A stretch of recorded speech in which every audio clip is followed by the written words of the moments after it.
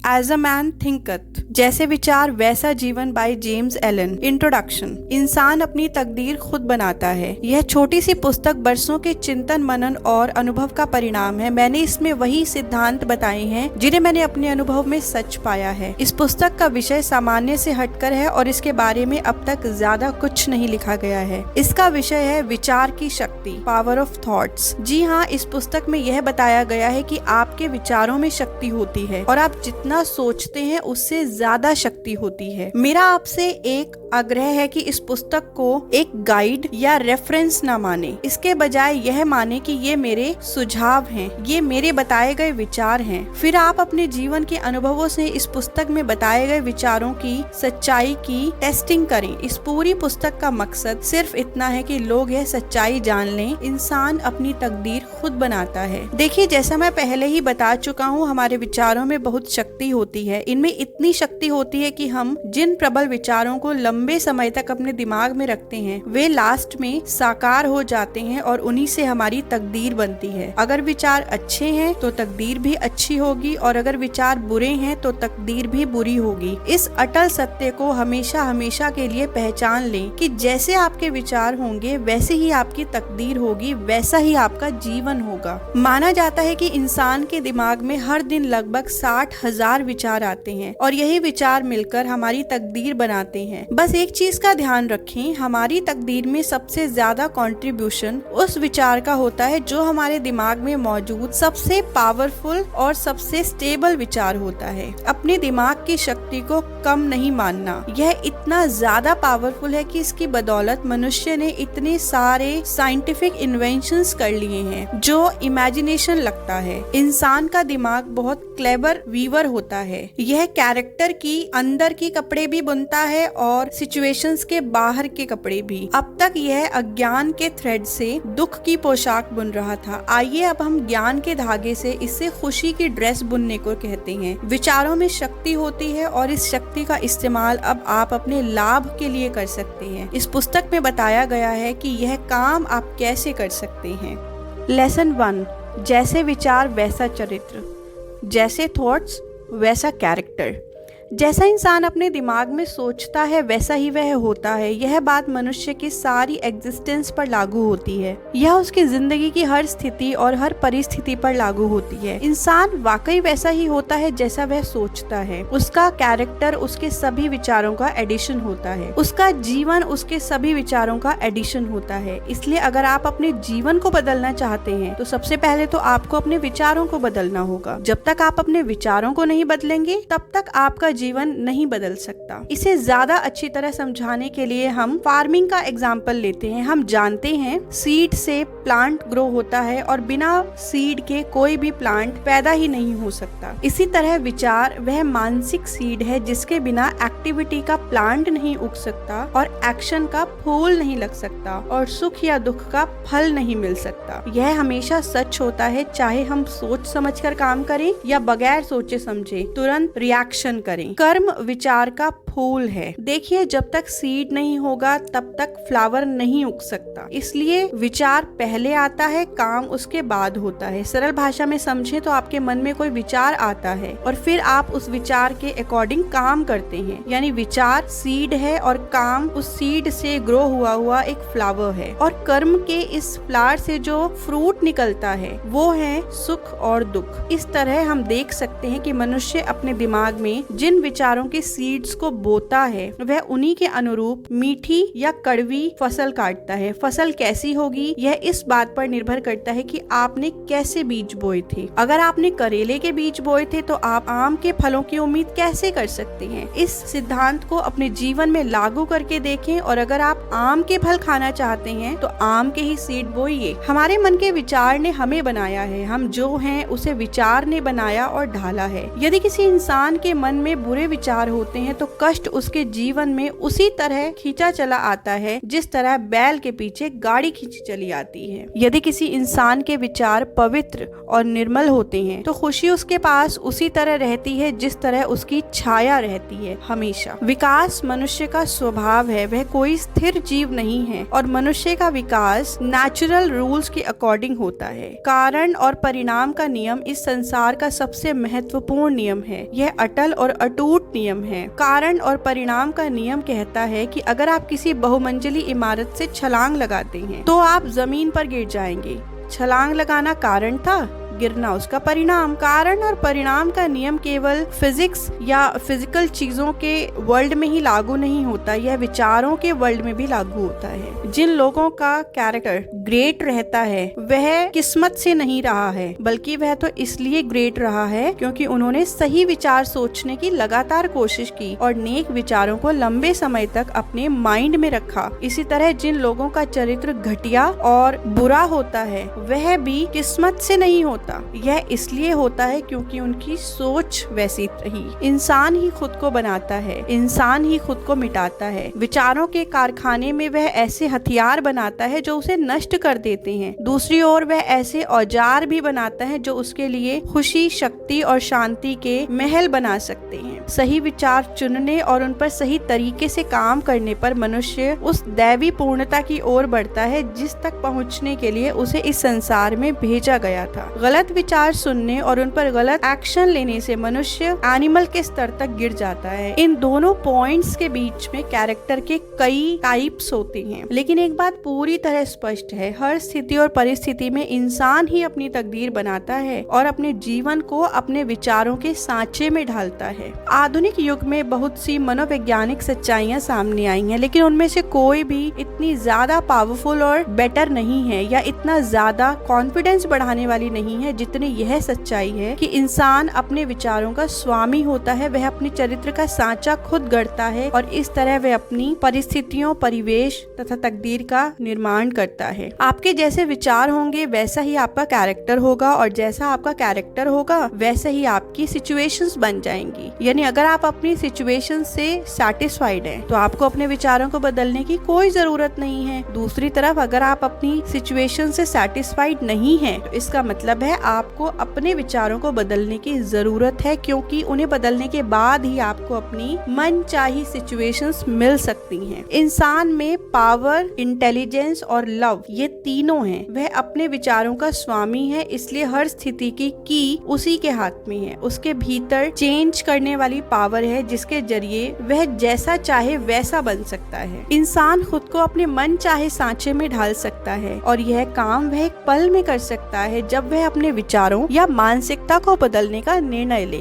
इंसान हमेशा स्वामी होता है, सबसे कमजोर और हीन अवस्था में भी, लेकिन कमजोर और हीन अवस्था में वह मूर्ख स्वामी होता है जो अपने घर का खराब मैनेजमेंट करता है और अपने ही हाथों घर में आग लगा लेता है। दूसरी तरफ जब इंसान अपनी स्थिति के बारे में सोच विचार करता है और अस्तित्व के नियम यानी विचार के नियम पर मेहनत से चलता है तो वह समझदार स्वामी होता है। यह समझदार स्वामी अपनी बुद्धि का इस्तेमाल करके अपनी ऊर्जा को दिशा देता है और अपने विचारों को लाभकारी एरियाज में लगाता है जिससे उसे सुखद परिणाम मिलते हैं। इस स्थिति में मनुष्य चेतन स्वामी बन जाता है, यानी कि उसका मन कॉन्शियस रहता है। लेकिन मनुष्य ऐसा तभी बन सकता है जब वह अपने भीतर विचार के नियम खोज ले। यह खोज पूरी तरह से अमल, आत्म विश्लेषण और अनुभव पर निर्भर करती है। सिर्फ खोजने और खुदाई करने से ही सोना और हीरे मिलते हैं। इंसान भी अपने अस्तित्व से जुड़ी हर सच्चाई खोज सकता है। शर्त सिर्फ इतनी है कि उसे अपनी आत्मा की गहराई तक खुदाई करनी होगी और इस काम में लगन से जुटे रहना होगा। इस तरह खुदाई करने के बाद उसे इस सच्चाई का पता चलेगा कि वह अपने चरित्र का निर्माता है, अपने जीवन का सांचा उसी ने बनाया है और वही अपनी तकदीर लिख रहा है। इस तरह देखने पर उसके सामने बिना किसी शक के यह साबित हो जाएगा कि उसे अपने विचारों पर नजर रखनी चाहिए, उन्हें नियंत्रित, कंट्रोल करना चाहिए और बदलना चाहिए, क्योंकि उसके विचारों का उस पर,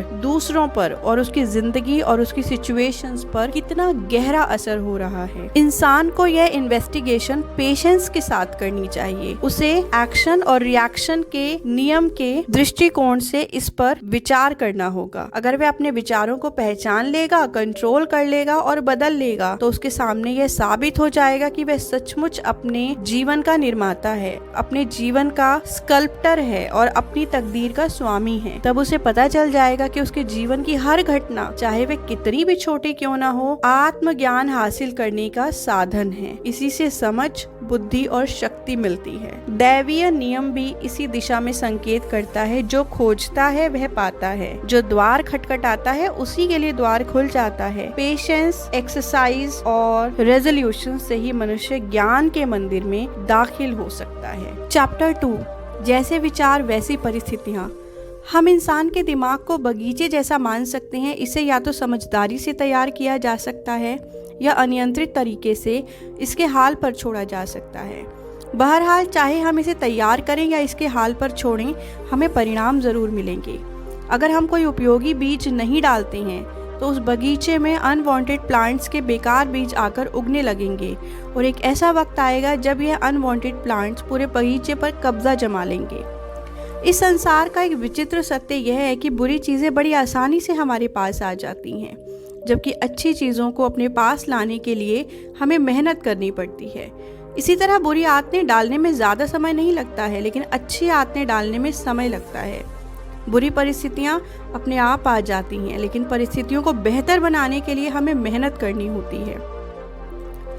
अगर आप अपने जीवन की परिस्थितियों को बेहतर बनाना चाहते हैं तो यह बात गांठ बांध लें, आप अपने विचारों को बेहतर बनाए बिना अपने जीवन की परिस्थितियों को बेहतर नहीं बना सकते हैं।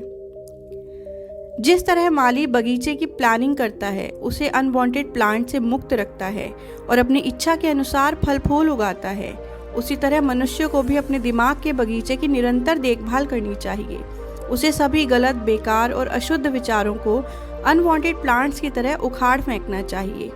उसे सही, उपयोगी और पवित्र विचारों के फल फूलों का अंत तक ध्यान रखना चाहिए। इस प्रक्रिया के दौरान इंसान को देर सबेर यह पता चल जाता है कि वह अपनी आत्मा का माली है और अपने जीवन का निर्माता निर्देशक है। उसके सामने विचार का नियम प्रकट होता है और वह ज़्यादा सटीकता से यह समझने लगता है कि प्रबल विचार और प्रबल मस्तिष्क के शक्तिशाली तत्व चरित्र, परिस्थितियों और तकदीर को किस तरह आकार देते हैं। विचार और चरित्र एक ही हैं। जैसा हम देख चुके हैं, विचारों से चरित्र बनता है और चरित्र परिवेश व परिस्थिति के रूप में प्रकट होता है। इसका अर्थ यह है कि इंसान के जीवन की बाहरी परिस्थितियाँ हमेशा उसकी आंतरिक अवस्था के पूरे तालमेल में होंगी। जैसा अंदर वैसा बाहर। बाहरी परिस्थितियाँ आंतरिक परिस्थितियों का प्रतिबिंब होती हैं, लेकिन इसका यह मतलब नहीं है कि मनुष्य की परिस्थितियाँ हमेशा उसके पूरे चरित्र का सूचक होती हैं। इसका मतलब तो यह है कि वे परिस्थितियाँ गहराई में उसके भीतर मौजूद किसी प्रबल विचार से जुड़ी होती हैं, जो हाल फिलहाल उसके विकास के लिए ज़रूरी है।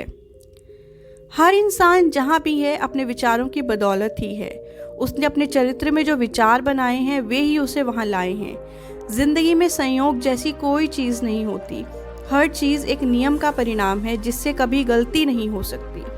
यह उन लोगों के बारे में भी सच है जो अपने माहौल से अलग थलग महसूस करते हैं, और उसके बारे में भी जो अपने माहौल से संतुष्ट हैं। विकासशील प्राणी होने के नाते हर इंसान अपनी वर्तमान जगह पर इसलिए है ताकि वह विकास कर सके। जब वह किसी परिस्थिति के भीतर मौजूद सबक सीख लेता है तो वह परिस्थितियाँ चली जाती हैं और उनकी जगह दूसरी परिस्थितियाँ आ जाती हैं। इसलिए अगर आप नकारात्मक परिस्थितियों को जल्दी दूर करना चाहते हो तो सबक सीखते रहो।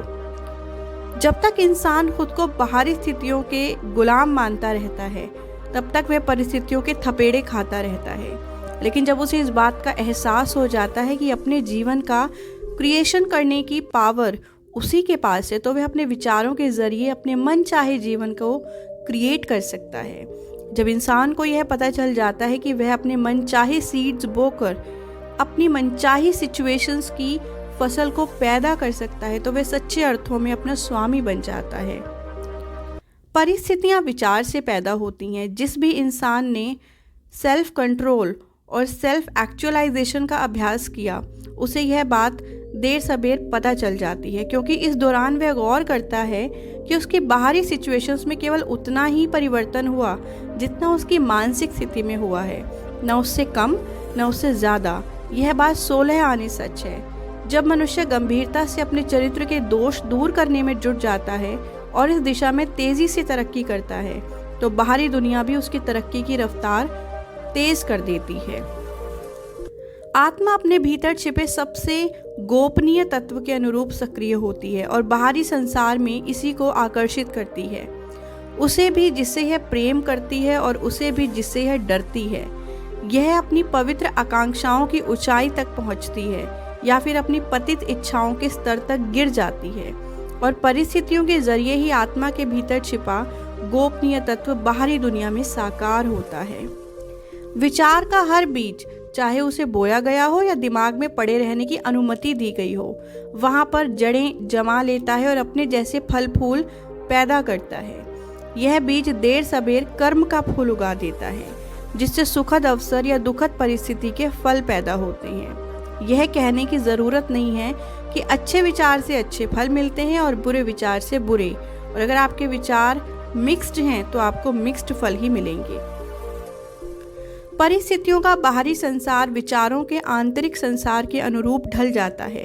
एक बात याद रखें, इंसान के जीवन में सुखद और दुखद दोनों किस्म की बाहरी परिस्थितियां होती हैं, और इन दोनों तरह की परिस्थितियों से अंततः इंसान का भला हो सकता है, क्योंकि फसल काटने वाला माली सुखद और दुखद दोनों तरह की परिस्थितियों से कुछ ना कुछ सीख सकता है। और जैसा हम पहले ही बता चुके हैं, परिस्थितियां हमारे जीवन में इसलिए आती हैं ताकि विकास की प्रक्रिया में हम उनसे सबक सीख लें। जब हम सबक सीख लेते हैं तो वे फिर जल्दी चली जाती हैं और लौट कर नहीं आती।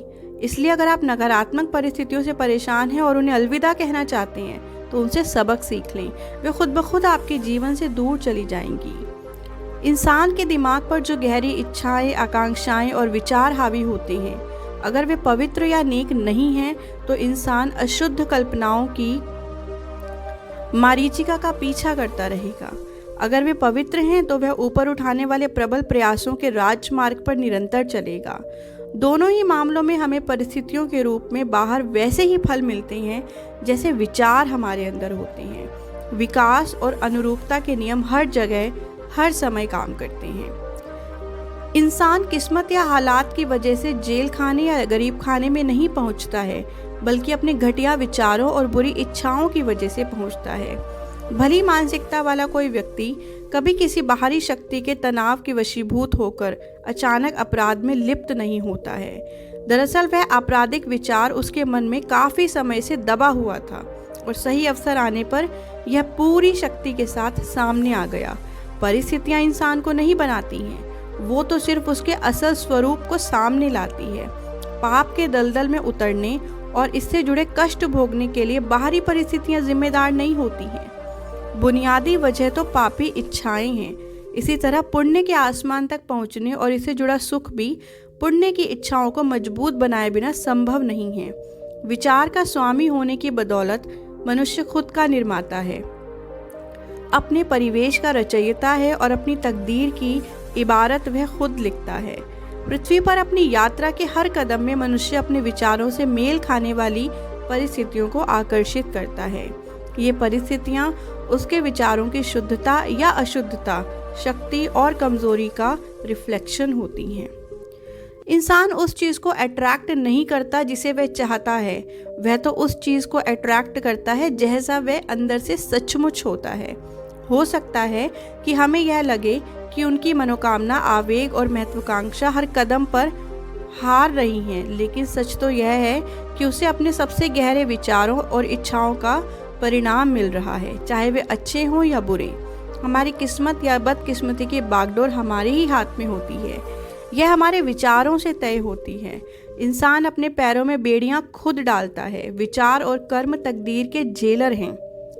यदि विचार और कर्महीन हों तो वे इंसान को कैद कर देते हैं, अगर वे बड़े हों तो वे इंसान को मुक्त कर देते हैं। इस तरह वे स्वतंत्रता के देवदूत भी बन सकते हैं। इंसान जिस चीज़ की इच्छा और प्रार्थना करता है वह उसे नहीं मिलती, उसे तो वही मिलता है जिसका वह वाकई हकदार होता है। उसकी इच्छाओं और प्रार्थनाओं का जवाब तभी मिलता है और वे तभी पूरी होती हैं जब वे उसके विचारों और कामों के तालमेल में होती हैं। अगर यह सच है तो फिर हम परिस्थितियों के खिलाफ संघर्ष क्यों करते हैं? देखिए, इंसान लगातार दिल में कुछ कारण पालता रहता है, लेकिन उनकी वजह से बाहर उत्पन्न परिणामों के खिलाफ लड़ता रहता है। यह अंदरूनी कारण कोई दुर्गुण या सबकॉन्शियस कमजोरी हो सकती है। बहरहाल, कारण चाहे जो हो, यह इंसान की कोशिशों को सफल नहीं होने देता जब तक कि उसे सुधार न लिया जाए। लोग अपनी परिस्थितियों को बेहतर बनाने के बारे में चिंतित रहते हैं, लेकिन वे खुद को बेहतर बनाने के लिए तैयार नहीं होते, इसलिए वे हमेशा हर जगह बंधन में रहते हैं। जो व्यक्ति खुद को बेहतर बनाने के कष्ट से नहीं घबराता है, वह कभी अपनी मनचाही चीज़ पाने में असफल नहीं हो सकता। यह सभी तरह की चीज़ों के बारे में सच है, चाहे वे इस लोक की हों या परलोक की। जिस व्यक्ति का इकलौता मकसद दौलत हासिल करना है, उसे भी मनचाही मंजिल तक पहुंचने से पहले बहुत से त्याग करने होते हैं। ज़रा सोचें उस व्यक्ति को कितने ज़्यादा त्याग करने होंगे जो सशक्त और संतुलित जीवन पाना चाहता है। यहाँ एक आदमी को देखें जो बहुत ही गरीब है। वह अपने परिवेश और घरेलू सुख सुविधाओं को बेहतर बनाने की बहुत चिंता करता है, लेकिन इस दौरान वह अपनी नौकरी में काम चोरी करता है, मक्कारी करता है और अपने मालिक को धोखा देता है। वह यह मानकर चलता है कि अगर उसका मालिक उसे कम वेतन दे रहा है तो काम चोरी करना और मालिक को धोखा देना पूरी तरह से जायज़ है। ऐसा आदमी सच्ची दौलत के सिद्धांतों की बुनियादी बातें ही नहीं समझता है। वह आलसी, धोखेबाज और घटिया विचारों को लगातार सोचकर और उसके अकॉर्डिंग काम करके और भी ज़्यादा गरीबी को अपनी तरफ आकर्षित कर रहा है। वह इस बात को नहीं समझता है कि अगर वह अपने जीवन में सकारात्मक चीज़ें चाहता है तो यह काम कभी नकारात्मक विचार रखकर नहीं किया जा सकता। इसलिए आपको यह रूल हमेशा याद रखना चाहिए, अगर आप अपने जीवन में अच्छी चीज़ें चाहते हैं तो बुरे विचार ना सोचें, और अगर भूल से कोई बुरा विचार दिमाग में भटकता हुआ आ भी जाए तो उसे वहाँ जड़ें जमाने और लंबे समय तक रहने की अनुमति न दें। अब एक अमीर आदमी को देखें जो लोभ के फलस्वरूप एक कष्टकारी और लंबी बीमारी का शिकार है। वह इस बीमारी से छुटकारा पाने के लिए मुंह मांगी कीमत देने को तैयार है, लेकिन वह अपनी लोभी इच्छाओं का त्याग करने को तैयार नहीं है। उसकी जीभ मीठे, चटपटे और तेल चिकनाई वाले हानिकारक व्यंजन खाने के लिए लपलपाती रहती है, लेकिन साथ ही वह स्वस्थ भी रहना चाहता है। ऐसा इंसान स्वस्थ रहने के लिए पूरी तरह से अनुपयुक्त है, क्योंकि वह अब तक स्वस्थ जीवन के शुरुआती सिद्धांतों को ही नहीं सीख पाया है। यहाँ मजदूरों का एक मालिक है जो चालबाजी करके और छल कपट से अपने मजदूरों को न्यूनतम वेतन से भी कम वेतन देता है, क्योंकि उसे लगता है इस तरह उसे ज़्यादा लाभ होगा। ऐसा इंसान दौलत के लिए पूरी तरह से गलत है, और जब वह दिवालिया होता है, प्रतिष्ठा में भी और दौलत में भी, तो वह परिस्थितियों को दोष देता है। वह इस बात को नहीं जानता कि वह खुद ही अपनी परिस्थितियों का एकमात्र लेखक है और वह उसके जीवन की कहानी दुखांत है, तो इसे दुखांत उसी ने बनाया है। मैंने यहाँ जो 3 एग्जाम्पल बताए हैं वे इस सत्य के उदाहरण हैं कि मनुष्य ही अपनी परिस्थितियों का निर्माता है। हालांकि लगभग हमेशा वह इस काम को अनकॉन्शियस रूप से करता रहता है, और हालांकि उसका उद्देश्य अच्छा होता है, लेकिन उस उद्देश्य को पाने की राह में बाधाएं वह खुद ही खड़ी करता है। वह ऐसे विचारों और इच्छाओं को प्रोत्साहित करता है जो उसके लक्ष्य या उद्देश्य के तालमेल में नहीं होती हैं, इसलिए वह उस लक्ष्य को हासिल नहीं कर पाता है। इसी तरह के ढेर सारे एग्जाम्पल्स बताए जा सकते हैं, लेकिन इसकी कोई ज़रूरत नहीं है। अगर पाठक चाहे तो विचार के नियमों के परिणाम अपने खुद के मस्तिष्क और जीवन में देख सकता है। बहरहाल, परिस्थितियाँ इतनी जटिल होती हैं, विचार की जड़ें इतनी गहरी होती हैं और लोगों की खुशी की परिभाषा इतनी अलग अलग होती है कि किसी मनुष्य की समूची आत्मिक, मानसिक व शारीरिक परिस्थितियों का मूल्यांकन कोई दूसरा केवल उसके जीवन के बाहरी पहलू को देखकर नहीं कर सकता है। कोई मनुष्य कुछ क्षेत्रों में ईमानदार हो सकता है, लेकिन इसके बावजूद उसका जीवन कष्टकारी हो सकता है। कोई मनुष्य कुछ क्षेत्रों में बेईमान हो सकता है, लेकिन इसके बावजूद वह दौलतमंद हो सकता है। लेकिन यह मूल्यांकन पूरी तरह से सतही है कि एक मनुष्य अपनी ईमानदारी के कारण असफल हुआ और दूसरे व्यक्ति अपनी बेईमानी के कारण अमीर बना। यह मूल्यांकन इसलिए सतही है क्योंकि इसमें यह मान लिया जाता है कि बेईमान आदमी पूरी तरह से भ्रष्ट है और ईमानदार आदमी पूरी तरह से सद्गुणी है। ज़्यादा गहरे ज्ञान और ज़्यादा व्यापक अनुभव की रोशनी में एक ऐसा मूल्यांकन करना ही गलत है।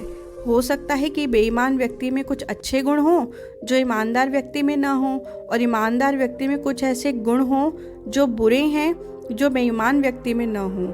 ईमानदार व्यक्ति अपने ईमानदारी भरे विचारों और कामों के अच्छे परिणामों की फसल काटता है, साथ ही वह अपने दुर्गुणों की वजह से उत्पन्न हुए कष्ट भी भोगता है। इसी तरह बेईमान व्यक्ति भी अपनी खुद की खुशी और कष्ट उत्पन्न करता है। इंसान का अहम यह विश्वास करने से खुश होता है कि वह अपने सद्गुण की वजह से कष्ट उठा रहा है। बहरहाल, जब तक मनुष्य हर बीमार, कटु और अशुद्ध विचार को अपनी आत्मा से बाहर ना निकाल दे, तब तक वह यह जानने या कहने की स्थिति में नहीं आ सकता कि उसके कष्ट उसके दुर्गुणों के नहीं, सद्गुणों के परिणाम हैं। कुछ समय बाद ही उसे यह पता चल जाएगा कि उसके मस्तिष्क और जीवन में एक महान नियम काम कर रहा है जो पूरी तरह न्यायपूर्ण है। यह नियम कभी बुराई के बदले भलाई नहीं दे सकता, और यह नियम कभी भलाई के बदले बुराई भी नहीं दे सकता। इस ज्ञान के सहारे जब वह पलटकर अपने अतीत को देखेगा तो समझ जाएगा कि पहले वह अज्ञानी था, इसलिए यह नहीं देख पाया था कि उसकी जिंदगी हमेशा न्यायपूर्ण नियम पर चली है। उसे पता चल जाएगा कि उसके अतीत के सभी अच्छे बुरे अनुभव उसी के विकासशील या अविकसित स्वरूप के सिर्फ बाहरी परिणाम थे। अच्छे विचारों और कामों से कभी बुरे परिणाम उत्पन्न नहीं हो सकते। बुरे विचारों और कामों से भी कभी अच्छे परिणाम उत्पन्न नहीं हो सकते। इसका मतलब है कि मक्के से सिर्फ मक्का उगेगा, गाजर घास से सिर्फ गाजर घास। नेचुरल संसार या कृषि के क्षेत्र में तो इंसान इस नियम को समझता है और इसके अनुरूप काम करता है, लेकिन मानसिक और नैतिक जगत में बहुत कम लोग इसे समझ पाते हैं, इसलिए वे इसके अनुरूप काम नहीं कर पाते। कष्ट हमेशा किसी क्षेत्र में गलत विचार का परिणाम होता है। यह इस बात का संकेत है कि इंसान अपने अस्तित्व के नियम के तालमेल में नहीं है। कष्ट का एकमात्र और सबसे बड़ा उपाय है इंसान को शुद्ध करना, यानी उसके भीतर की हर बेकार और अशुद्ध चीज़ों को जलाना।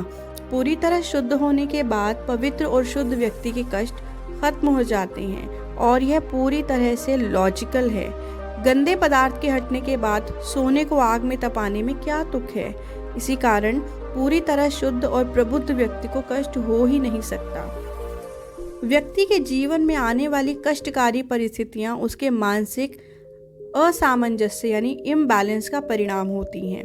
व्यक्ति की सुखद परिस्थितियां उसके मानसिक बैलेंस का परिणाम होती हैं। सही विचार का पैमाना भौतिक संपत्ति नहीं बल्कि सुख है। गलत विचार का पैमाना भौतिक संपत्ति की कमी नहीं है बल्कि दुख है। कोई व्यक्ति दुखी लेकिन अमीर हो सकता है, इसी तरह वह सुखी लेकिन गरीब हो सकता है। सुख और संपन्नता एक साथ सिर्फ तभी आती है जब संपत्ति का सही और इंटेलिजेंट तरीके से इस्तेमाल किया जाए। गरीब आदमी दुख के दलदल में धंसता जाता है जब वह बदकिस्मती को अपनी परिस्थितियों का कारण मान लेता है।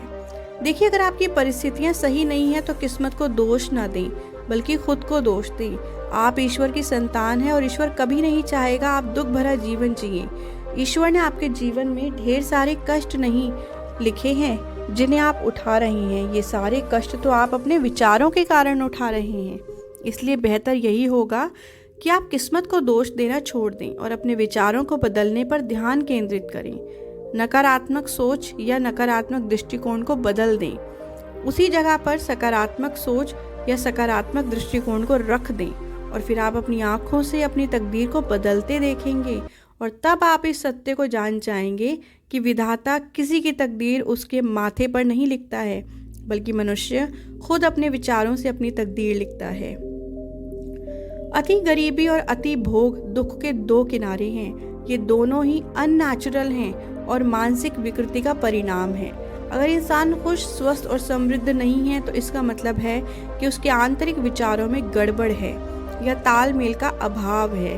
खुशी, स्वास्थ्य और समृद्धि मनुष्य के आंतरिक विचारों और बाहरी माहौल के सुखद तालमेल का नतीजा है। इंसान तभी इंसान बनना शुरू करता है जब वह शिकायत और निंदा करना छोड़ देता है, जब वह उस न्यायपूर्ण नियम की खोज शुरू करता है जो उसके जीवन को संचालित करता है। जब वह अपने दिमाग को इस नियम के अनुरूप ढाल लेता है तो इसके बाद वह अपनी बुरी परिस्थितियों के लिए दूसरों को दोष देना छोड़ देता है। वह अपने दिमाग में प्रबल, पॉजिटिव और हाई थॉट्स रखता है। वह परिस्थितियों के खिलाफ संघर्ष करना छोड़ देता है, बल्कि उनका इस्तेमाल सहायक साधनों के रूप में करता है जिनसे तेज तरक्की करने में मदद मिले और वह उसके भीतर छिपी शक्तियों और संभावनाओं को खोजने का साधन बन जाए। यह नियम ही सृष्टि का सबसे प्रबल सिद्धांत है। अन्याय नहीं बल्कि पूर्ण न्याय ही जीवन का सार है। भ्रष्टाचार नहीं बल्कि सदाचार ही विश्व को ढालने और चलाने वाली शक्ति है। इसका मतलब यह है कि मनुष्य को बस खुद को सही करना है और इसके बाद वह देखेगा कि संसार अपने आप सही हो गया है। अगर आपने अपनी आंखों पर काला चश्मा लगा रखा है तो आपको संसार काला दिखेगा, लेकिन अगर आप काला चश्मा उतारकर गुलाबी चश्मा लगा लें तो आपको संसार गुलाबी दिखने लगेगा। यह चश्मा और कुछ नहीं बल्कि नज़रिया है। जब आपका नज़रिया गलत होता है तो संसार गलत दिखता है। जब आपका नज़रिया सही होता है तो संसार सही दिखता है। जब आप काले रंग के लिए संसार को कोस रहे थे तो संसार के साथ कोई समस्या नहीं थी, समस्या तो आपके साथ थी। जब आपने अपना काला चश्मा उतार दिया और गुलाबी चश्मा लगा लिया तो संसार भी अलग रंग का दिखने लगा। यानी जब आप खुद को सही कर लेते हैं तो इसके बाद सब कुछ अपने आप सही हो जाएगा। आप पाएंगे कि जब आप चीज़ों को दूसरे लोगों के प्रति अपने विचार बदल लेंगे तो चीज़ें और दूसरे लोग भी बदलते हुए नजर आएंगे।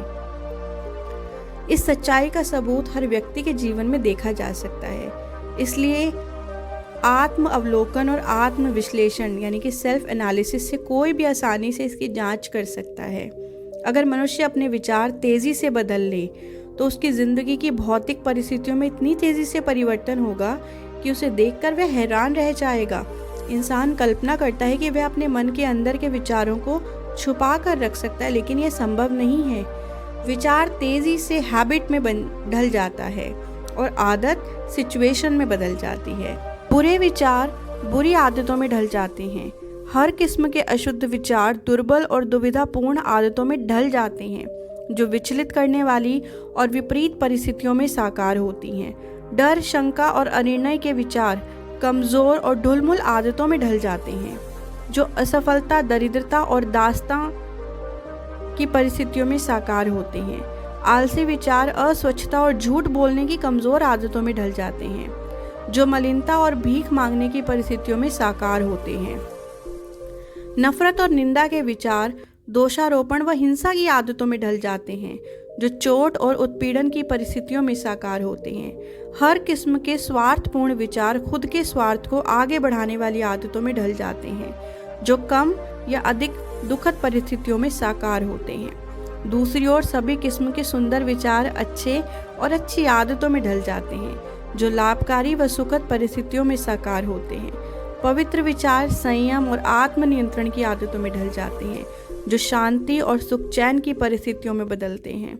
साहस, आत्मनिर्भरता और सही निर्णय के विचार अच्छी आदतों में ढल जाते हैं जो सफलता, एबंडेंस और इंडिपेंडेंस देते हैं। ऊर्जावान विचार स्वच्छता और मेहनत की आदतों में ढल जाते हैं जो सेफ सिचुएशंस में बदल जाते हैं। प्रेमपूर्ण और निस्वार्थ विचार दूसरों की खातिर खुद को भूलने की आदतों में ढल जाते हैं जो अचूक, सच्ची और स्थायी समृद्धि की परिस्थितियों में बदलते हैं। चाहे विचार अच्छा हो या बुरा, अगर उसके प्रवाह में लगातार बहा जाए तो चरित्र और परिस्थितियों में इसके परिणाम अवश्य उत्पन्न होंगे। ऐसा होना तय है, ऐसा ना होना असंभव है। देखिए, इससे हम यह महत्वपूर्ण बात सीख सकते हैं कि कोई इंसान प्रत्यक्ष रूप से तो अपनी परिस्थितियों को नहीं चुन सकता, लेकिन वह अपने विचारों को चुनकर अप्रत्यक्ष रूप से अपनी परिस्थितियों को बेहतर बना सकता है। अगर आप अपनी परिस्थितियों को बेहतर बनाना चाहते हैं तो आपको मालूम है कि उसके लिए आपको क्या करना होगा। आपको बेहतर विचारों को चुनना होगा, खास तौर पर उस क्षेत्र में जिस क्षेत्र में आप तेज़ तरक्की करना चाहते हैं। अगर आप दौलत के क्षेत्र में सबसे ज़्यादा तरक्की करना चाहते हैं तो दौलत के बारे में सकारात्मक और अच्छे विचार सोचें। अगर आप स्वास्थ्य के क्षेत्र में सबसे ज़्यादा तरक्की करना चाहते हैं तो स्वास्थ्य के बारे में सकारात्मक और अच्छे विचार सोचें। आपको बाकी क्षेत्रों में भी सकारात्मक और अच्छे विचार ही सोचने हैं, लेकिन जिस क्षेत्र में आप सबसे ज़्यादा तरक्की करना चाहते हैं उस क्षेत्र में आपको यह काम ज़्यादा शिद्दत से और ज़्यादा निरंतरता से करना चाहिए। इंसान अपने अंदर के जिन विचारों को सबसे ज़्यादा शिद्दत से महसूस करता है और प्रोत्साहित करता है, प्रकृति उन्हें साकार करने में इंसान की मदद करती है। प्रकृति उसके सामने ऐसे अवसर पेश करती है जिससे उसके सबसे प्रबल विचार ऊपर तक आ जाए, चाहे वे अच्छे हों या बुरे। व्यक्ति अपने पापी विचार छोड़कर तो देखें, सारी दुनिया उनके प्रति नरम पड़ जाएगी और उनकी मदद करने के लिए तैयार होगी। वह अपने कमज़ोर और बीमार विचार दूर हटाकर तो देखे, उसके दृढ़ संकल्प की मदद करने के लिए हर तरफ ही अवसर आ जाएंगे। वह अपने अच्छे विचारों को प्रोत्साहित करके तो देखे, कोई भी बदकिस्मती उसे दुख और शर्म के दलदल में नहीं फंसा पाएगी।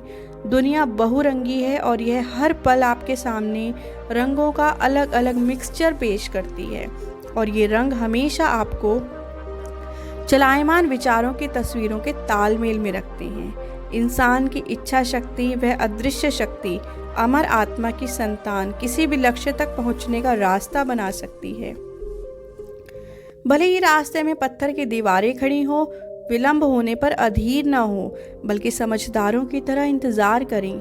जब हौसला उठकर आदेश देता है तो देवता भी कहना मानने के लिए तैयार हो जाते हैं। चैप्टर 3, जैसे विचार वैसा स्वास्थ्य। शरीर दिमाग का सेवक है, यह दिमाग के आदेश मानता है, चाहे उन्हें सोच विचार कर दिया जाए या फिर बिना सोचे समझे ऑटोमेटिक ढंग से दिया जाए। गलत विचारों के आदेश पर शरीर तेजी से रोग और नाश की ओर बढ़ने लगता है। प्रसन्न और सुंदर विचारों के आदेश पर यह युवा और सुंदर हो जाता है। परिस्थितियों की तरह ही रोग और सेहत की जड़ें भी विचार में ही होती है। बीमारी के विचार बीमारी के रूप में प्रकट हो जाते हैं। अगर आप किसी के प्रति दिल में दुर्भावना रख रहे हैं तो हो सकता है यह आपके हृदय रोग का कारण बन जाए। अगर आप क्रोध भरे विचार सोच रहे हैं तो हो सकता है कि आपको ब्लड प्रेशर हो जाए। अगर आप चिंता कर रहे हैं तो हो सकता है कि आपको कोई गंभीर रोग हो जाए। डर के विचार रिवॉल्वर की गोली की तरह इंसान की जान ले सकते हैं। ले क्या सकते हैं, ले रहे हैं। डर के विचार लगातार हजारों लोगों को मार रहे हैं, हालांकि उनकी रफ्तार गोली जितनी तेज नहीं है। जो लोग रोग से डर डर कर जीते हैं, उनके रोगी होने की आशंका बढ़ जाती है। चिंता पूरे शरीर के मनोबल को तेजी से कम कर देती है और इससे रोग को शरीर में दाखिल होने का मौका मिल जाता है। अशुद्ध, गलत और बुरे विचारों को अगर लगातार सोचा जाए तो भले ही उन पर शारीरिक तौर पर अमल न किया जाए, लेकिन इसके बावजूद वे जल्द ही इंसान के नर्वस सिस्टम को ध्वस्त कर देंगे। शक्तिशाली, शुद्ध और प्रसन्नता भरे विचार शरीर में स्फूर्ति और आनंद भरते हैं। शरीर एक नाजुक और लचीला साधन है जो विचारों की छोड़ी गई छाप पर फौरन रिएक्शन करता है।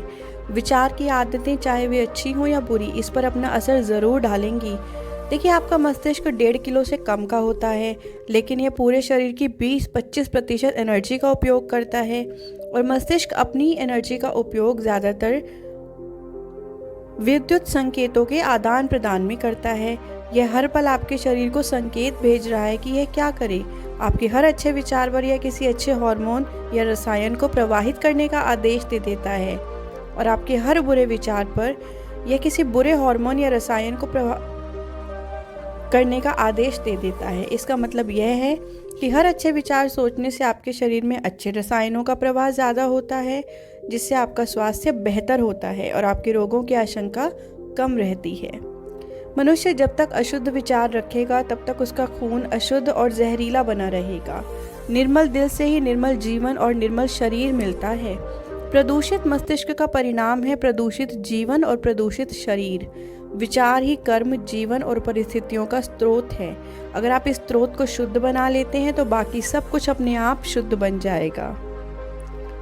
आजकल देखने में आ रहा है कि इंसान बहुत सारे रोगों से परेशान है और अपने शरीर को फिट रखने के लिए बहुत सारे तरीके आजमा रहा है। इंसान स्वस्थ बनने के लिए डाइटिंग कर रहा है, लेकिन यह ध्यान रखें कि जब तक वह अपने अंदर के गलत विचारों को नहीं बदलेगा, तब तक खान पान बदलने या डाइटिंग करने से उसे कोई मदद नहीं मिलेगी। अगर डाइटिंग करनी ही है तो नकारात्मक विचारों की डाइटिंग करें, फिर आपको भोजन के मामले में डाइटिंग करने की ज़रूरत ही नहीं पड़ेगी। देखिए, जिसके विचार शुद्ध हो जाते हैं उसके मन में अशुद्ध या हानिकारक आहार खाने की इच्छा ही नहीं आएगी। इसलिए स्वास्थ्य के मामले में भी बाहर के बजाय अंदर काम करें। स्वस्थ विचारों से स्वच्छ आदतें बनती हैं। जो संत अपना शरीर साफ नहीं करता वह दरअसल संत नहीं है। जिसने अपने विचारों को मजबूत बना लिया और शुद्ध कर लिया है, उसे बुरे रोगाणुओं के बारे में चिंता करने की ज़रूरत ही नहीं है। अगर आप अपने शरीर की रक्षा करना चाहते हैं तो अपने दिमाग पर पहरा लगा दें। अगर आप अपने शरीर को सुंदर बनाना चाहते हैं तो अपने दिमाग को सुंदर बना लें। द्वेष, ईर्ष्या, निराशा और हताशा के विचार शरीर की सेहत और सुंदरता छीन लेते हैं। चेहरा संयोग या किस्मत से खराब नहीं होता है, यह तो विचारों के कारण खराब होता है। झुर्रियाँ सिर्फ उम्र की वजह से ही नहीं पड़ती, वे मूर्खता, गलत आदतों और घमंड की वजह से भी पड़ती हैं। मैं 96 साल की एक महिला को जानता हूँ जिसके चेहरे पर किसी किशोरी जैसा तेज और मासूमियत है। मैं एक अधेड़ व्यक्ति को भी जानता हूँ जिसके चेहरे पर झुर्रियों की गहरी लकीरें हैं। महिला का युवा चेहरा मधुर और आशावादी स्वभाव का परिणाम है, जबकि अधेड़ व्यक्ति की झुर्रियाँ असंतोष और वासनाओं का परिणाम है। जिस तरह हवा और धूप अंदर आए बिना घर अच्छा और स्वास्थ्यवर्धक नहीं हो सकता, उसी तरह मजबूत शरीर और तेजस्वी, खुश व शांत चेहरा तभी मिल सकता है जब आप खुशी, सदिच्छा और शांति के विचारों को खुलकर अपने दिमाग में आने दें। बूढ़े लोगों के चेहरे की झुर्रियाँ सहानुभूति से बनती हैं, बाकी दृढ़ और शुद्ध विचारों से बनती हैं, जबकि युवाओं के चेहरे पर हानिकारक वासनाओं की वजह से झुर्रियाँ बन जाती हैं। उनमें फ़र्क किसे नहीं दिखेगा। जो लोग जिंदगी भर सही रास्ते पर चले हैं, बुढ़ापे में भी उनका चेहरा ढलते सूरज की तरह शांत और मैच्योर होता है। मैंने कुछ समय पहले एक फिलोसोफर को मृत्युशैया पर देखा। उनकी उम्र ज़्यादा थी लेकिन वे बूढ़े नहीं दिख रहे थे। वे उतनी ही शांति से मरे जितनी शांति से वे जिए थे। शरीर की बीमारियों को दूर भगाने के लिए प्रसन्नता से भरे विचारों से बढ़िया कोई डॉक्टर नहीं है। दुख की छायाओं को तितर बितर करने के लिए सदिच्छा से ज़्यादा राहत देने वाला कुछ नहीं है। दुर्भावना, आलोचना, शंका और ईर्ष्या के विचारों में लगातार जीने का मतलब यह है कि आप खुद ही कारागार बनाकर खुद को कैद कर रही हैं। लेकिन सबके बारे में अच्छा सोचना, सबसे खुशनुमा व्यवहार करना और सभी चीज़ों में अच्छाई खोजना, इस तरह के निस्वार्थ विचार स्वर्ग के द्वार हैं। और उत्साहवर्धक बात यह है कि जब किसी इंसान के मन में इस तरह के नेक विचार होते हैं तो उसे यह संसार ही स्वर्ग जैसा लगने लगता है। हर दिन हर प्राणी के प्रति शांतिपूर्ण विचार रखने से ही मनुष्य को असीमित शांति मिलती है। चैप्टर 4, उद्देश्यपूर्ण विचार सफलता दिलाते हैं। जब तक कि विचार को उद्देश्य के साथ न जोड़ा जाए तब तक कोई भी बुद्धिमत्तापूर्ण उपलब्धि हासिल नहीं हो सकती। ज़्यादातर लोग अपने विचार की कश्ती को जिंदगी के महासागर में एमलेसली बहने देते हैं। लक्ष्यहीनता दुर्गुण है, यह तबाह होने का अचूक उपाय है। बिना किसी उद्देश्य के बहना उस व्यक्ति को पसंद नहीं होता जो विनाश और तबाही से बचना चाहता है। जिन लोगों के जीवन का कोई सेंट्रल एम नहीं होता, वे छोटी छोटी चिंताओं, डरों, कष्टों और दयनीय विचारों का आसानी से शिकार हो जाते हैं, जो सभी कमजोरी के सूचक हैं। जानबूझकर किए गए पापों की तरह ये भी निश्चित रूप से असफलता, दुख और नुकसान की ओर ले जाते हैं। इसका कारण यह है कि यह शक्तिशाली ब्रह्मांड में कमजोरी कायम नहीं रह सकती। वह सर्वाइवल ऑफ द फिटेस्ट का संसार है, इसलिए आपको शक्तिशाली बनना होगा। और सही उद्देश्य का एक लाभ यह भी है कि यह आपको शक्तिशाली बना देता है। इंसान को अपने दिल में सही उद्देश्य या लक्ष्य रखना चाहिए और उसे हासिल करने में जुट जाना चाहिए। उसे अपने लक्ष्य को अपने सभी विचारों का सेंट्रल पॉइंट बना लेना चाहिए। यह लक्ष्य स्पिरिचुअल भी हो सकता है और सांसारिक भी, जो उस वक्त उसके स्वभाव या प्रकृति पर निर्भर करता है।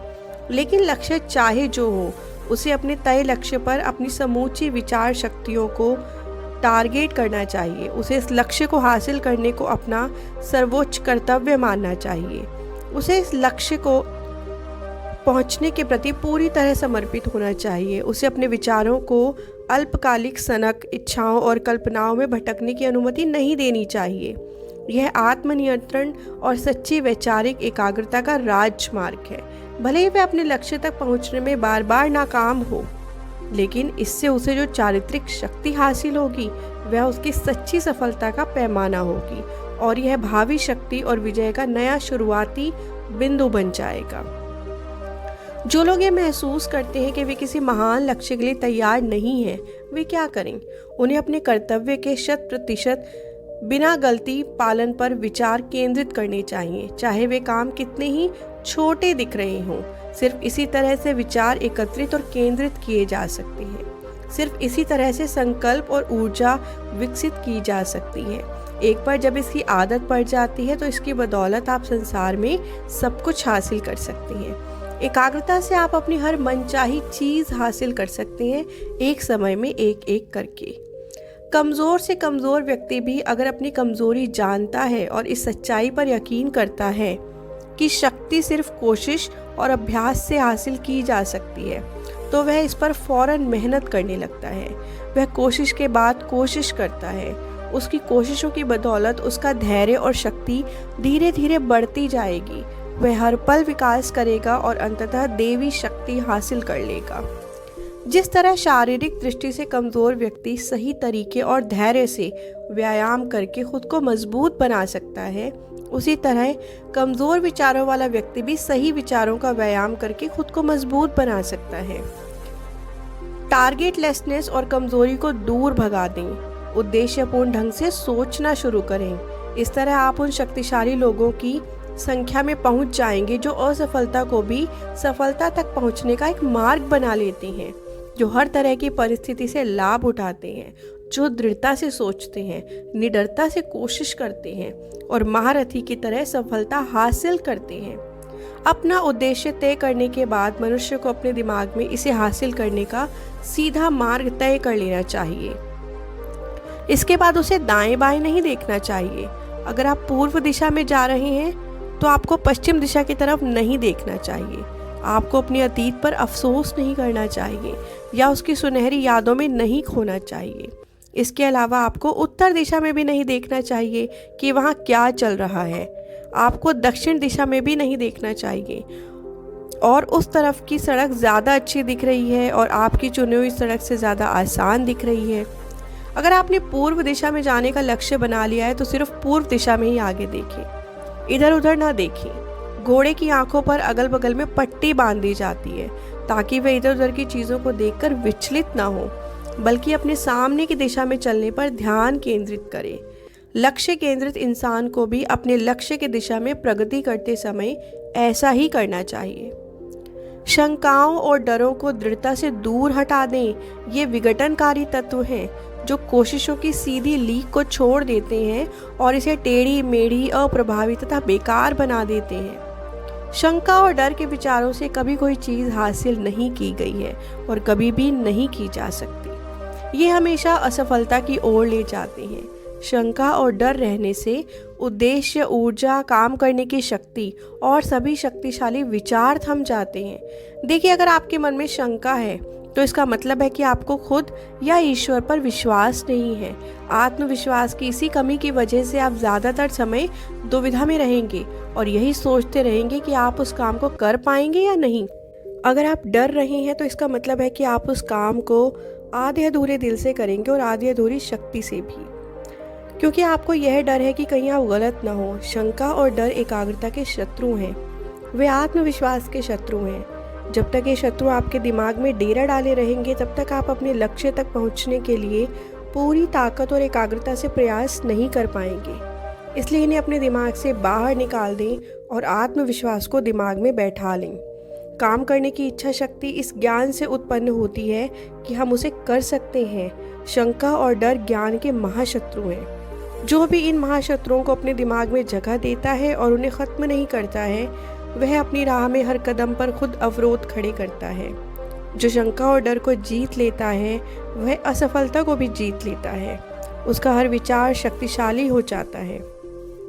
वह तमाम मुश्किलों का बहादुरी से मुकाबला करता है और उन्हें जीत लेता है। वह अपने उद्देश्यों के बीज सही समय पर बोता है और उनके फल असमय ही ज़मीन पर नहीं गिरते हैं।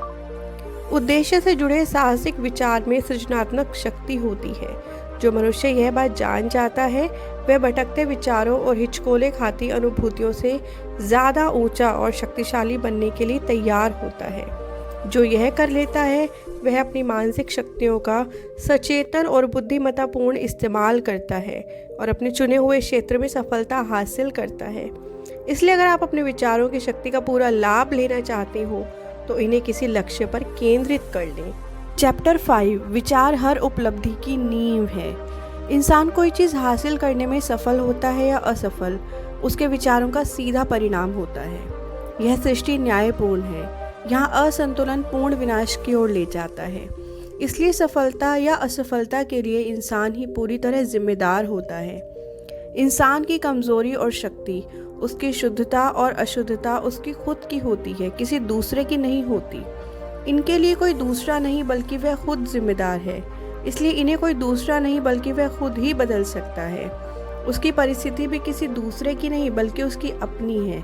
उसके कष्ट और सुख अंदर से आते हैं। जैसा वह सोचता है वैसा ही वह होता है। जैसा वह सोचता रहता है वैसा ही वह बनता रहता है। जैसे विचार होंगे वैसा ही जीवन होगा। अगर विचार उत्तम है तो जीवन भी उत्तम होगा।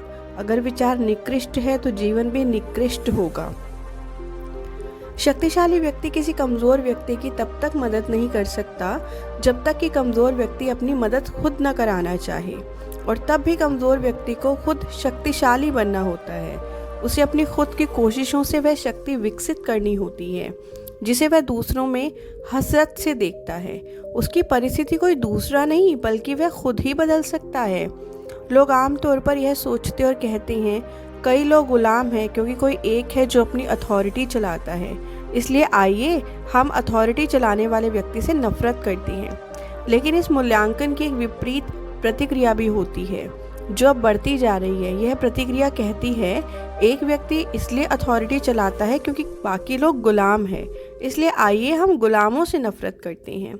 सच्चाई तो यह है कि अथॉरिटेटिव व्यक्ति और गुलाम अज्ञान में सहयोगी हैं। हालांकि वे एक दूसरे को कष्ट पहुंचाते नजर आते हैं, लेकिन दरअसल वे खुद को ही कष्ट पहुंचा रहे हैं। पूर्ण ज्ञान होने पर जो गुलाम हैं उनकी कमजोरी और जो अथॉरिटी वाले हैं उनकी शक्ति के दुरुपयोग में सक्रिय नियम को देखा जा सकता है।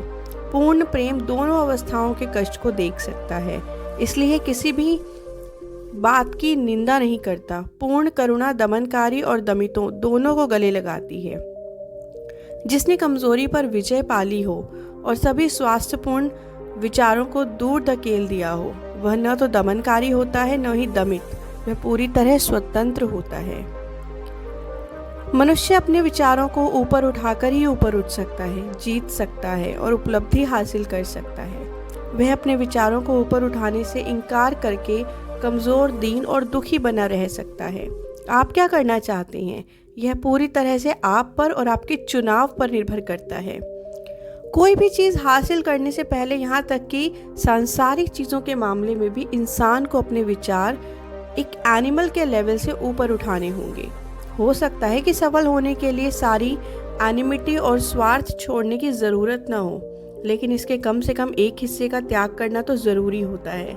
जिस व्यक्ति का पहला विचार पशुओं की तरह होता है वह ना तो स्पष्टता से सोच सकता है ना ही अच्छी योजना बना सकता है। वह अपने भीतर निहित रिसोर्सेज को नहीं ढूंढ सकता, उन्हें विकसित नहीं कर सकता और इसका नतीजा यह होता है कि वह हर काम में असफल होता है।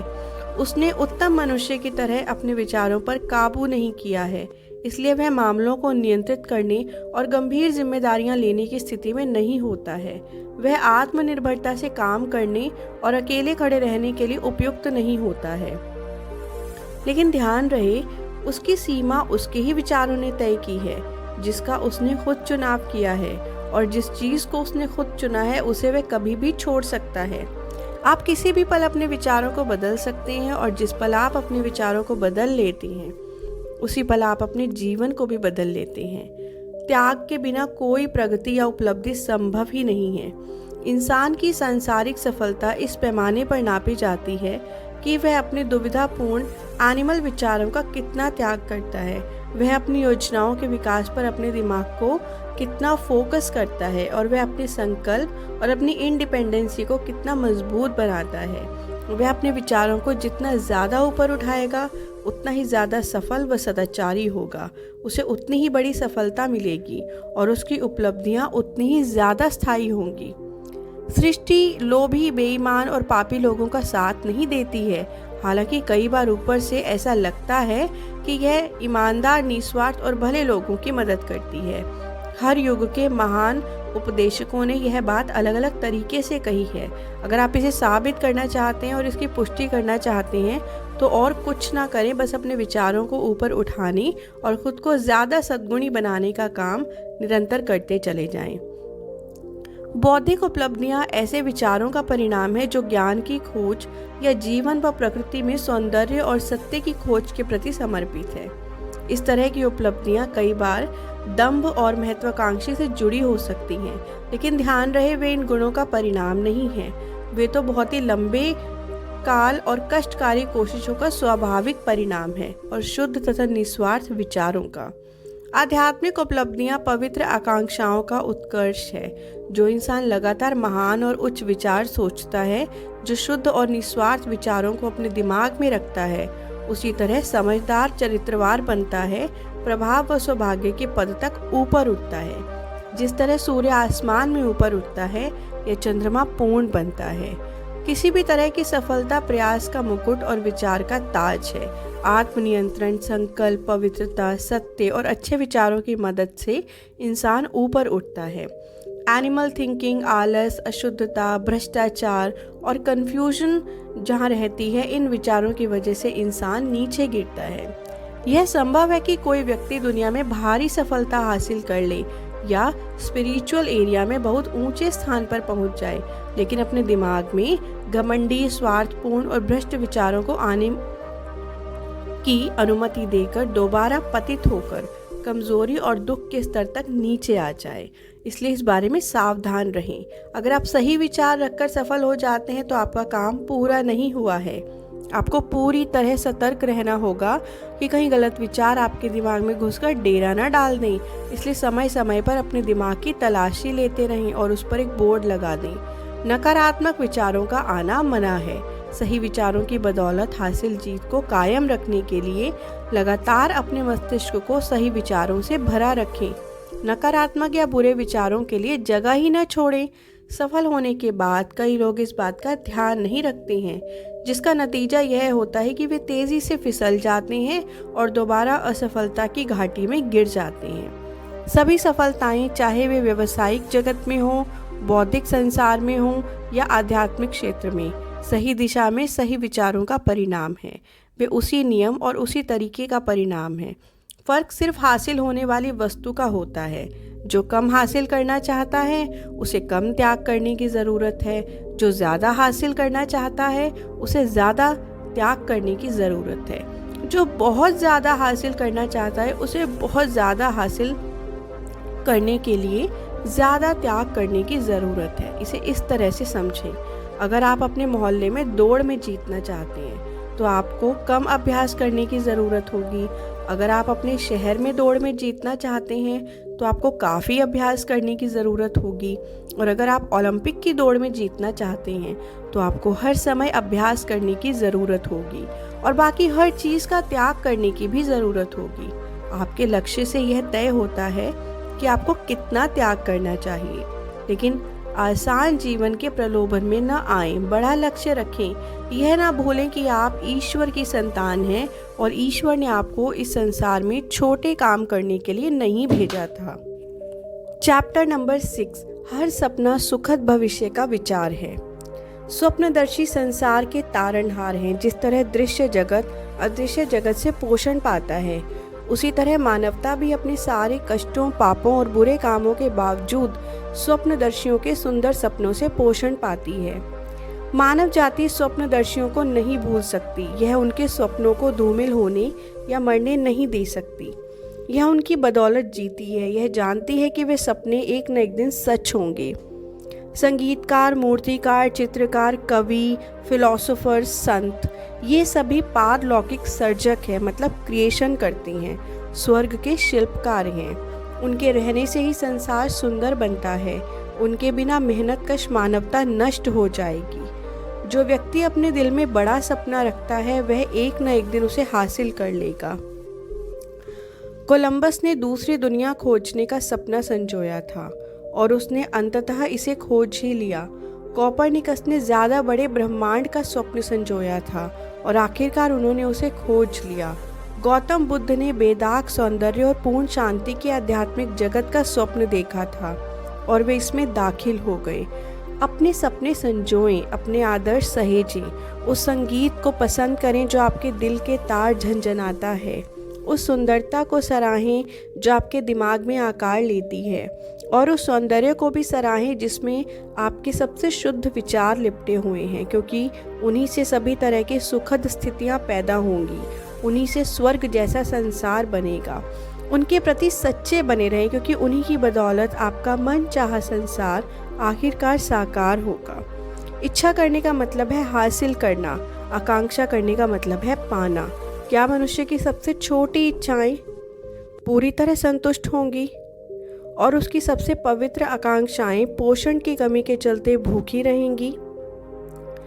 नियम इस तरह काम नहीं करता, ऐसी स्थिति कभी नहीं हो सकती। बाइबल का नियम याद रखें, मांगे और पाएं। सपना देखने का मतलब है कि आप मांग रहे हैं। बार बार सपना देखने का मतलब है कि आप शिद्दत से मांग रहे हैं। लगातार सपना देखने का मतलब है कि आप उस चीज़ को 100% शिद्दत से मांग रहे हैं और आप खुद को उस पर फोकस्ड कर चुके हैं। ऊंचे सपने देखें, क्योंकि आप जैसे सपने देखते हैं वैसे ही बनेंगे। आपका सपना इस बात का वादा है कि आप एक ना एक दिन वैसे ही बनेंगे। आपके मन में संजोया गया सपना एक भविष्यवाणी है जिसे आप एक दिन पूरा करेंगे। हर महान उपलब्धि पहले एक छोटा सा सपना होती है। वृक्ष बीज में सोया रहता है, पक्षी अंडे में इंतजार करता है और आत्मा के सर्वोच्च स्वप्न में एक जागता हुआ देवदूत रहता है। सपने वास्तविकताओं के बीज हैं, क्योंकि सपने भविष्य के वे विचार हैं जो सही समय आने पर खुद को प्रकट कर देते हैं और साकार हो जाते हैं। हो सकता है कि आपके हालात अच्छे न हों, मगर वे बदल जाएंगे। शर्त इतनी है कि आप एक लक्ष्य बना लें और उस तक पहुंचने की कोशिश करें। ऐसा हो ही नहीं सकता कि आप अंदर के संसार में तो यात्रा करें लेकिन बाहर के संसार में सिर्फ खड़े हों। एक किशोर गरीबी और मजदूरी के जाल में फंसा हुआ था। वह दिन रात एक घटिया वर्कशॉप में काम करता था। उसे स्कूली शिक्षा कभी मिली ही नहीं और वह कल्चर्ड भी नहीं था, लेकिन उसने बेहतर चीज़ों के सपने देखे। उसने बुद्धि, परिष्कार, सौंदर्य और वारदातों के बारे में सोचा, यानी अच्छी वारदात। उसने जीवन के आदर्श स्वप्न की कल्पना की और इसकी मानसिक तस्वीर बनाई। ज़्यादा व्यापक मानसिक स्वतंत्रता और ज़्यादा बड़ी वैचारिक दायरा उस पर हावी हो गया। बेचैनी और असंतुष्टि ने उसे काम करने के लिए प्रेरित किया। नतीजा यह हुआ कि उसने अपना सारा खाली समय अपनी शक्तियों और संसाधनों को बढ़ाने में लगा दिया। जल्द ही उसने अपनी मानसिकता को इतना बदल दिया कि वर्कशॉप का दायरा उसके लिए छोटा पड़ने लगा। यह उसकी मानसिकता के तालमेल में नहीं रहा। विचारों के अनुरूप न होने पर बाहरी परिस्थितियां जिंदगी से उसी तरह चली जाती हैं जिस तरह किसी कपड़े को उतार दिया जाता है। तब बड़े अवसर मिलते हैं जो उसकी बढ़ती शक्तियों के दायरे के अनुरूप होते हैं। बरसों बाद यह किशोर वयस्क बन गया, एडल्ट। हम पाते हैं कि वह दिमाग की कुछ निश्चित शक्तियों का स्वामी बन चुका है, जिनके इस्तेमाल से वह पूरी दुनिया पर असर डालता है और अपने क्षेत्र में बेमिसाल बन चुका है। उसके कंधों पर बहुत बड़ी जिम्मेदारी है। उसके शब्दों से लोगों की ज़िंदगी बदल जाती है। लोग उसकी कई बातों पर अमल करते हैं और अपने चरित्र को नए सांचे में ढालते हैं। सूरज की तरह वह अटल केंद्र बन चुका है जिसके चारों ओर असंख्य तकदीरें घूमती है। वह अपनी किशोरावस्था के सपने को साकार कर चुका है। इसी तरह आप भी अपने दिल के सपने को साकार कर सकते हैं, चाहे वे छोटा हो या सुंदर या दोनों का मिश्रण हो। आप हमेशा उसी की ओर झुकेंगे जिस पे आपका मन ही मन सबसे ज़्यादा प्रेम हो। आप ही के विचारों के सटीक परिणाम आपके हाथों में रख दिए जाएंगे। आपको वही मिलेगा जिसके आप लायक होंगे, न उससे कम न उससे ज़्यादा। आपका वर्तमान माहौल चाहे जैसा हो, आप अपने विचारों, अपने सपनों के अनुसार नीचे गिरेंगे, वहीं रहेंगे या ऊपर उठेंगे। आप अपनी नियंत्रणकारी इच्छा जितना छोटे बनेंगे या अपनी प्रबल आकांक्षा जितने बड़े बनेंगे। स्टैंटन वर्कहैम डेविस ने सुंदरता से लिखा है, हो सकता है कि आप लेखा मिला रहे हो और फिर आप उस दरवाजे से निकलकर बाहर जाएंगे जो हमेशा से आपको अपने सपनों का एक अवरोध लगा हुआ था और खुद को श्रोता समूह के सामने पाएंगे। पेन अब भी आपके कान में लगा हुआ है, स्याही के धब्बे आपकी अंगुलियों पर है और तुरंत ही आप अपनी प्रेरणा को धारा प्रवाह बोलने लगेंगे। हो सकता है कि आप भेड़ चरा रहे हैं और आप देहात से शहर की ओर चले जाते हैं, लेकिन आप महारथी के स्टूडियो में आत्मा के साहसिक गाइडेंस में चलेंगे और एक समय आएगा जब वह कहेगा अब मुझे तुम्हें सिखाने को कुछ बाकी नहीं रहा। तब आप भी महारथी बन जाएंगे जिसने कुछ समय पहले ही भेड़ चराते समय महान चीज़ों के सपने देखे थे। आप कुल्हाड़ी को नीचे रख देंगे और संसार के सक्सेस की जिम्मेदारी उठा लेंगे। अविचारी, अज्ञानी और आलसी लोग सिर्फ चीज़ों के दिखने वाले परिणाम को देखते हैं। वे जो दिखते नहीं हैं उन कारणों पर गौर ही नहीं करते हैं क्योंकि वे दिखाई नहीं देते। इसी वजह से वे हमेशा तकदीर, किस्मत और संयोग का जिक्र करते रहते हैं। किसी आदमी को अमीर बनते देखकर वे कहते हैं उसकी किस्मत कितनी अच्छी है। किसी को बहुत ही इंटेलिजेंट योग्यता हासिल करते देखकर कहते हैं उसे तो जन्मजात प्रतिभा मिली है। और किसी के संत जैसे चरित्र और दूसरों पर उसके प्रभाव को देखकर कहते हैं कि किस्मत ने तो हर मोड़ पर उसकी मदद की है। वे उन कष्टों, असफलताओं और संघर्षों को नहीं देख पाते जिनके बाद ही इन लोगों को ये परिणाम मिले। उन्हें इस बात का ज़रा भी अंदाज़ा नहीं होता कि सामने वाले ने कितने त्याग किए, कितनी निरंतर कोशिश की, कितनी आस्था रखी, जिसकी बदौलत उन्होंने अजेय दिखने वाली मुश्किलों को पार करके अपने दिल के सपने को साकार किया। लेकिन सामान्य लोग सफलता के पीछे के कष्टों और दुखों को नहीं देख पाते। उन्हें तो सिर्फ रोशनी और खुशी ही नज़र आती है और वे इसे किस्मत का नाम देते हैं। वे लंबी और कष्टकारी यात्रा को नहीं देखते हैं, सिर्फ सुखद लक्ष्य तक पहुंचने की विजय गाथा को देखते हैं। इसलिए वे इसे आसानी से खुशकिस्मती कह देते हैं। ऐसे लोग प्रक्रिया को नहीं समझते हैं बल्कि सिर्फ परिणाम को ही देखते हैं, इसलिए इसे संयोग का नाम दे देते हैं। सभी इंसानी मामलों में प्रयास होते हैं और उनके परिणाम होते हैं। प्रयास की शक्ति ही परिणाम का पैमाना है, संयोग पैमाना नहीं है। प्रतिभा और शक्तियाँ प्रयास के फल हैं। सभी भौतिक, बौद्धिक या आत्मिक उपलब्धियाँ प्रयास के फल हैं। उपलब्धि का मतलब है वह विचार जो पूर्णता तक पहुँचा, वह लक्ष्य जो आपने हासिल किया और वह सपना जो आपका साकार हुआ। जिस सपने को आप अपने दिमाग में बहुत बड़ा बनाते हैं, जिस विचार को आप अपने दिल के सिंहासन पर बिठाते हैं, आप अपने जीवन को उसी के अनुरूप बनाते हैं। इसलिए अगर आप इस संसार में सफल होना चाहते हैं तो अपने विचारों पर सबसे पहले और सबसे बढ़कर ध्यान दें, क्योंकि जैसे आपके विचार होंगे वैसा ही आपका जीवन होगा। सफलता के विचार सोचेंगे तो सफल होंगे, असफलता के विचार सोचेंगे तो असफल होंगे। मुद्दे की बात है कि अगर सोचने का विकल्प चुनना हमारे ही हाथ में है तो फिर सफलता के विचार ही क्यों ना सोचे। इसी में समझदारी है, इसी में फ़ायदा है।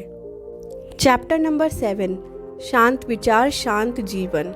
मानसिक शांति बुद्धिमत्ता का सुंदर रत्न है। जिस तरह मोती की खोज में गोताखोर को गहरे पानी में जाना होता है, उसी तरह मानसिक शांति का यह रत्न भी आसानी से नहीं मिलता है। यह आत्मनियंत्रण के लंबे और धैर्यवान प्रयासों का परिणाम होता है।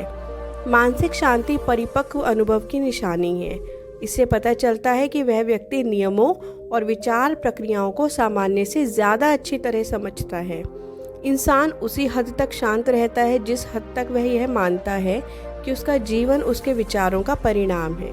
इस ज्ञान के लिए यह समझना भी ज़रूरी है कि दूसरों की परिस्थितियाँ और व्यक्तित्व भी उनके विचारों के परिणाम हैं। जब उसमें सही समझ आ जाती है और कारण और परिणाम के नियम की मदद से वह चीज़ों के आंतरिक संबंधों को ज़्यादा साफ सुथरे तरीके से देख लेता है, तो वह बात का बतंगड़ नहीं बनाता, विचलित नहीं होता, चिंता नहीं करता और दुखी नहीं होता। वह हर स्थिति में संतुलित और शांत बना रहता है। शांत व्यक्ति खुद पर शासन करना सीख लेता है, इसलिए वह दूसरों के अनुरूप ढलने का तरीका जानता है और दूसरे लोग उसकी आत्मिक शक्ति के दीवाने होते हैं। वे महसूस करते हैं कि वे उससे सीख सकते हैं और उस पर भरोसा कर सकते हैं। इंसान जितना ज़्यादा शांत होता है, उसकी सफलता, प्रभाव और नेकी करने की शक्ति उतनी ही ज़्यादा बढ़ती है।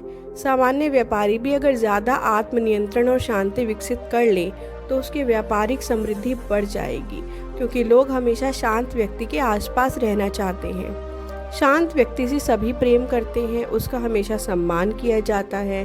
वह तपती धूप में छायादार पेड़ जैसा होता है, वह तूफान में सहारा देने वाली चट्टान जैसा होता है। शांत हृदय व्यक्ति से कौन प्रेम नहीं करता? संतुलित जीवन से कौन प्रेम नहीं करता? इससे कोई फर्क नहीं पड़ता कि बारिश है या धूप। इससे भी फर्क नहीं पड़ता कि ऐसे लोगों के जीवन में कैसे परिवर्तन या परिस्थितियां आती हैं। हालात चाहे जैसे हों, वे हमेशा शांत रहते हैं। चारित्रिक संतुलन, जिसे हम शांति कहते हैं, सुसंस्कृत व्यक्ति का आखिरी सबक है। यह जीवन का फूल और आत्मा का फल है। यह बुद्धिमानी जितनी मूल्यवान है, सोने से ज़्यादा वांछनीय है। शांत जीवन की तुलना में सिर्फ समृद्धि की इच्छा कितनी महत्वहीन लगती है। ऐसे व्यक्ति का जीवन सत्य के महासागर की गहराइयों की शाश्वत शांति में रहता है, जिस तक तूफान पहुंच ही नहीं सकते। हम कितने सारे लोगों को जानते हैं जो अपने गुस्सैल स्वभाव से उनकी ज़िंदगी का स्वाद किरकिरा कर देते हैं, हर सुंदर और अच्छी चीज़ को बर्बाद कर देते हैं, अपने चारित्रिक संतुलन को तबाह कर देते हैं और खामख्वाह लोगों से दुश्मनी मोल ले लेते हैं। आत्मनियंत्रण न होने की वजह से ज़्यादातर लोग अपनी ज़िंदगी बर्बाद कर लेते हैं और अपनी खुशी को मिटा देते हैं। हम जिंदगी में बहुत कम लोगों से मिलते हैं जो अच्छी तरह बैलेंस्ड होते हैं, जिनमें वह उत्कृष्ट शांति होती है जो पूर्ण चरित्र की पहचान है। हाँ, मानवता अनियंत्रित भावावेश के साथ आगे कूदती है, अनियंत्रित दुख के थपेड़े खाती है और चिंता व शंका द्वारा खत्म हो जाती है। सिर्फ समझदार मनुष्य ही, सिर्फ नियंत्रण और शुद्ध विचारों वाला मनुष्य ही आत्मा के तूफानों और आंधियों से अपने आदेशों का पालन करवा सकता है। तूफान में थपेड़े खाते लोगों, आप चाहे जहाँ हो, आपकी परिस्थितियाँ चाहे जैसी हो, यह बात अच्छी तरह जान लें, जिंदगी के महासागर में सुख के टापू मुस्कुरा रहे हैं और आपके आदर्श स्वप्न का सुखद किनारा आपके पहुंचने की राह देख रहा है। विचारों के स्टीयरिंग पर मजबूती से हाथ रख लें। आदेश देने वाला स्वामी आपकी आत्मा के केंद्र में है, वह सिर्फ सोया हुआ है, उसे जगा दें। आत्मनियंत्रण ही शक्ति है, सही विचार ही सही स्वामी बनने का उपाय है, शांति ही शक्ति है। अपने हृदय से कहें शांत हो जाओ, अपने मस्तिष्क से कहें अच्छे विचार सोचो, सही विचार सोचो, सकारात्मक विचार सोचो, नेकी के विचार सोचो। इंसान को हमेशा वैसे ही विचारों को अपने मस्तिष्क में स्थान देना चाहिए जिन्हें वह साकार करना चाहता है। अगर आप अपने जीवन को सुखद बनाना चाहते हैं तो सुखद विचार सोचें। अगर आप अपने जीवन को समृद्ध बनाना चाहते हैं तो समृद्धि के विचार सोचें। अगर आप अपने जीवन को स्वस्थ बनाना चाहते हैं तो स्वास्थ्य के विचार सोचें। और जब आप ऐसा करेंगे तो आपको परिणाम मिलेंगे, क्योंकि जैसे आपके विचार होंगे वैसा ही आपका जीवन होगा। अगर आपको मेरी आवाज़ और ये ऑडियो बुक पसंद आई हो तो प्लीज़ मेरे चैनल को लाइक, शेयर एंड सब्सक्राइब करें, क्योंकि इस चैनल पर मैं आपके साथ ऐसी बहुत ही वंडरफुल बुक्स शेयर करती रहूँगी। Thank you so much.